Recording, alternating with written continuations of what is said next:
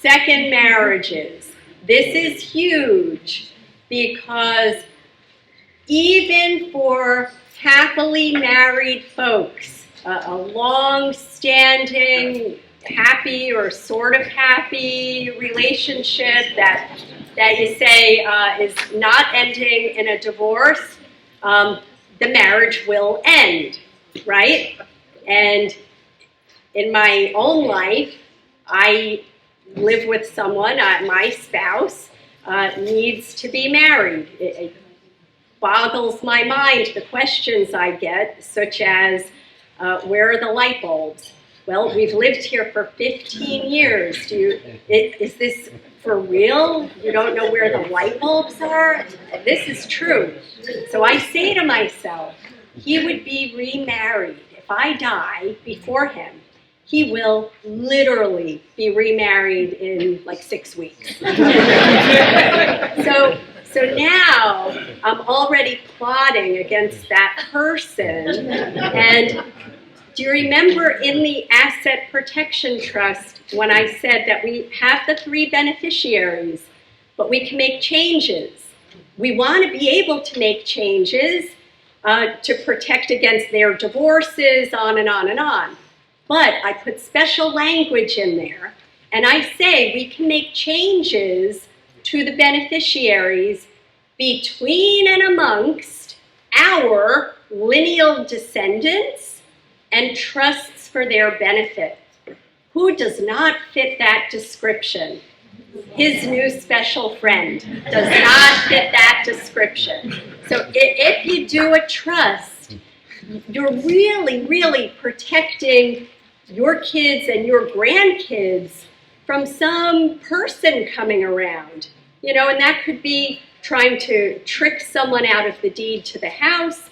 It could be someone, you know, pretending that my then elderly husband looks like, I don't know, Burt Reynolds or something, and he is kind of thinking about giving her something. A good plan will protect against that. But in a second marriage situation, we need to deal with who's going to be living in the house. Now, let's say I'm the surviving spouse, and my new, younger, handsome husband is saying to me, you really should, you know, add my name to the deed, because what's going to happen to me, you know, when you die, I'm going to be on the sidewalk. And he says to me, you know I'll take care of your kids. Well, he will not take care of my kids. I see this all the time in my office. And then we have my kids saying to me, you know, don't let his name go on anything. You know we're not going to kick him out. We'll give him a place to live. We can't believe that either. So the compromise here was always an imperfect compromise, where we said, I give Fabio lifetime ownership rights to the house. That's not good, because he could be alive, but in a nursing home. He could be alive and he moved his new special friend in the house.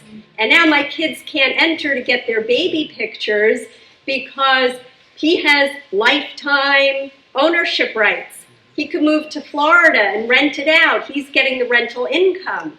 So don't give the new spouse a life interest or a life estate in the house.